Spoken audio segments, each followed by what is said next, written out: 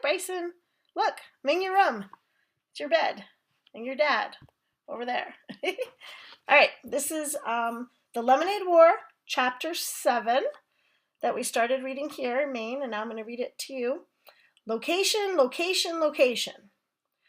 Location, real estate term that refers to the position of a piece of real estate as it relates to the value of that real estate.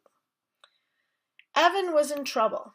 So far, he'd earned $47.11, which was more money than he ever had in his whole life. But today was Friday. There were only 3 days left to beat Jesse. He needed to earn almost $53 to win the bet, and that meant each day he had to earn, Evan tried to do the math in his head, 53 divided by 3. 53 divided by 3. His brain spun like a top. He didn't know where to begin. 53 divided by 3, Bryson. Do you know what that is? He went to his desk, pulled out a piece of paper, his basketball schedule from last winter, and flipped it over to the back. He found the stub of a pencil in his bottom desk drawer, and on the paper he wrote 53 divided by 3. He stared and stared at the equation on the page. The number 53 was just too big. He didn't know how to do it. Jessie would know how, he muttered, scribbling hard on the page. Jessie could do long division. Jessie had her multiplication facts memorized all the way up to 14 times 14. 14 times 14, Bryson. Do you know what that is? That's a lot. Jessie would look at a problem like this and just do it in her head. Snap! Evan felt his mouth getting tight, his fingers gripping the pencil too hard as he scribbled a dark storm cloud on the page. His math papers from school were always covered in X's. Nobody else got as many X's as he did. Nobody.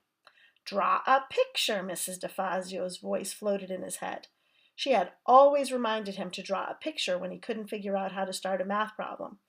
A picture of what? He asked in his head. Anything, came the answer. Anything?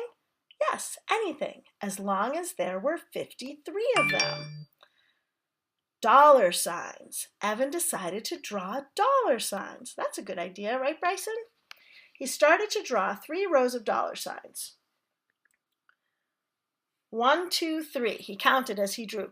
And this in our book is on page 89. So if you look in your book on page 89, you'll see the dollar signs. I can't really show it to you on here because it's glaring, but there's 3 here, and then he draws 3 more, so it's 6.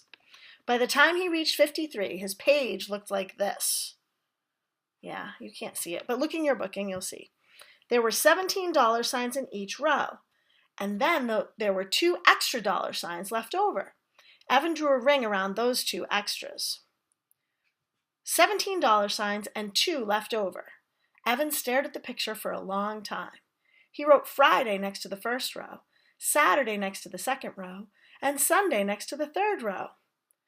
Now I'm on page 90, Bryson. Evan looked at the picture. It started to make sense. He needed to make $17 on Friday, $17 on Saturday, and $17 on Sunday. And somewhere over the 3 days, he needed to make 2 extra bucks in order to earn $53 by Sunday evening. Evan felt his heart jump in his chest. He had done it. He had figured out 53 divided by 3. That was a 4th grade problem. That was 4th grade math, and he hadn't even started 4th grade. And no one had helped him. Not Mom, not Grandma, not Jessie. He'd done it all by himself. It was like shooting the winning basket in double overtime. He hadn't felt this good since the Lemonade War had begun. But $17 a day, how was he going to do that? Yesterday he'd made $45, but that was because he'd had help and free supplies from his friends. They weren't going to want to run a lemonade stand every day, especially on the last days of summer vacation. He needed a plan, something that would guarantee good sales. The weather was holding out, that was for sure. It was going to hit 95 degrees today, a real scorcher. People would be thirsty, all right. Evan closed his eyes and imagined a crowd of thirsty people, all waving dollar bills at him. Now, where was he going to find a lot of thirsty people with money to spend? An idea popped into Evan's head. Yup, it was perfect. He just needed to find something with wheels to get him there. I wonder where Evan's going to go. It took Evan half an hour to drag his loaded wagon to the town center, a distance he usually traveled in less than 5 minutes by bike. But once he was there, he knew it was worth it. It was lunchtime, and the shaded benches on the town green were filled with people sprawling in the heat.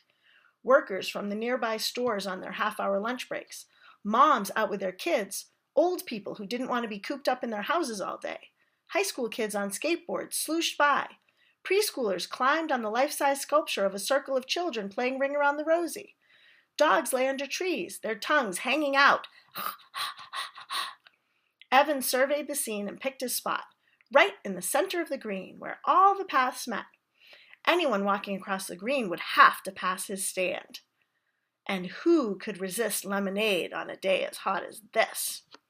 But first, he wheeled his wagon off to the side, parking it halfway under a huge rhododendron. Rhododendron, do you know what that is, Bryson? That's a really big bush. I have some in my yard. I'll show you this summer.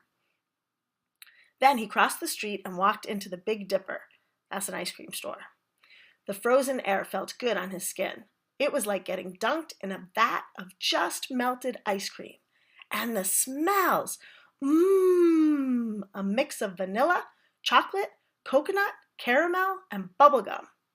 He looked at the tubs of ice cream, all in a row, carefully protected behind a pane of glass. The money in his pocket tingled. He had plenty left over after buying 5 cans of frozen lemonade mix with his earnings from yesterday. What would it hurt to buy just 1 cone? Or a milkshake? Or maybe both? "Can I help you?" asked the woman behind the counter. Yeah, said Evan. He stuck his hand in his pocket and felt all the money. Bills and coins ruffled between his fingers. Money was meant to be spent. Why not spend a little?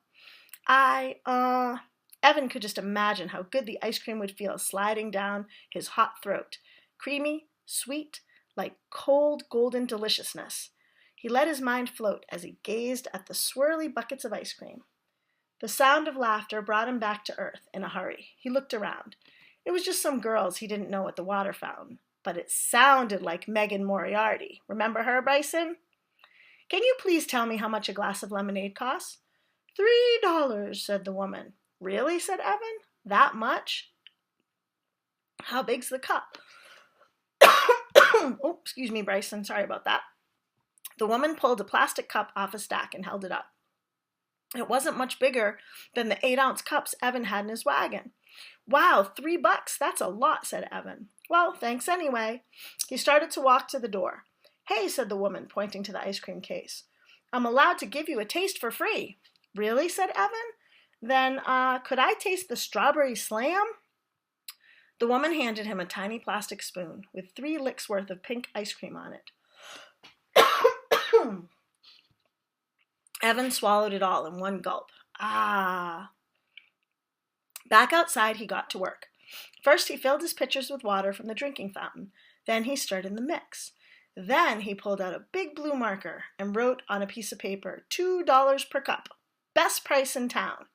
He'd barely finished setting up when the customers started lining up. And they didn't stop. For a full hour, he poured lemonade.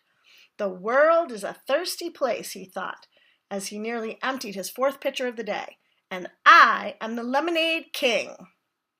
Later, Evan would think of something his grandma said.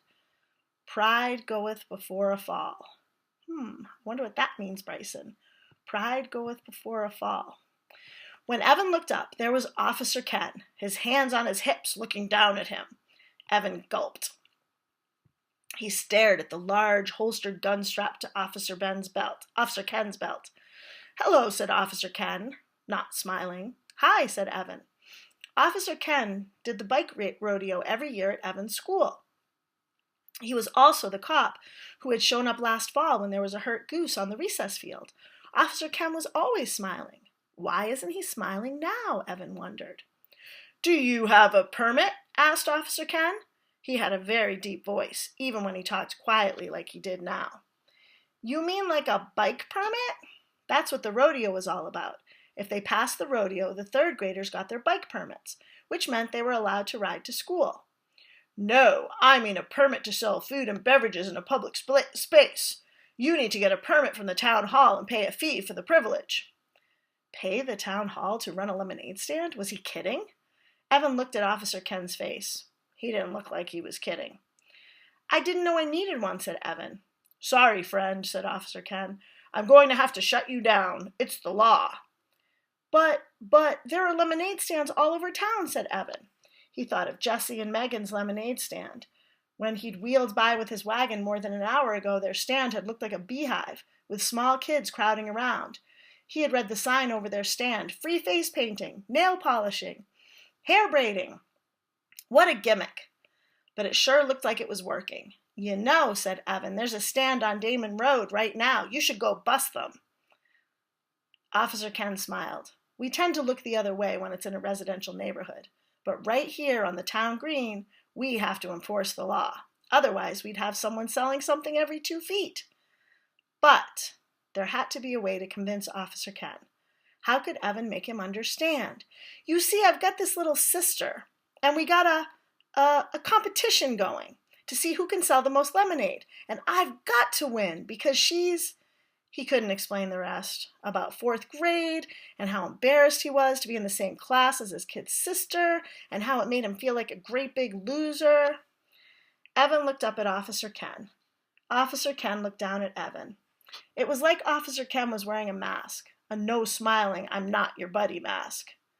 Then Officer Ken shook his head and smiled, and the mask fell off. "I've got a little sister too," he said.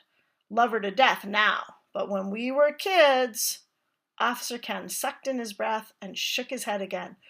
"Whew!" Then the mask came back, and Officer Ken looked right at Evan for 10 very stern seconds. "Tell you what," said Officer Ken, "I do have to shut you down. The law's the law. But before I do, I'll buy one last glass of lemonade. How's that sound?" Evan's face fell. "Sure," he said, without enthusiasm. He poured an extra tall cup and gave it to the policeman. Officer Ken reached into his pocket and handed Evan a $5 bill. "Keep the change," he said. "A contribution to the Big Brother Fund. Now clean up your things and don't leave any litter behind." He lifted his cup in a toast as he walked away. "Cheers!" Just like we do, Bryson. Evan watched him go. Wow, he thought, I just sold the most expensive cup of lemonade in town. Evan stared at the $5 bill in his hand. It was funny. 2 days ago, he would have felt as rich as a king to have that money in his hands. It was enough to buy 2 slices of pizza and a soda with his friends. It was enough to rent a video and have a late night at someone's house. It was enough to buy a whole bag full of his favorite candy mix at CVS. 2 days ago, he would have been jumping for joy. Now he looked at the $5 and thought, it's nothing. Compared to the $100 bills he needed to win the war, $5 was nothing. He felt somehow that he'd been robbed of something. Maybe the happiness he should have been feeling. He loaded everything from his stand into the wagon, making sure he didn't leave a scrap of litter behind. He still had a glass full of lemonade left in one pitcher, not to mention another whole pitcher already mixed up and unsold, so he poured himself a full cup. Then, before beginning the long, hot haul back to his house, he found an empty spot on a shaded bench and pulled his earnings out of his pockets. He counted once, he counted twice, very slowly. He made $65. The cups and the lemonade mix had cost $9. When he added in his earnings from Wednesday and Thursday, he had $103.11. Now that's enough, he thought. And that's the end of chapter 7. So I will read chapter 8 to you tomorrow. I love you, Bryson. Have a good night.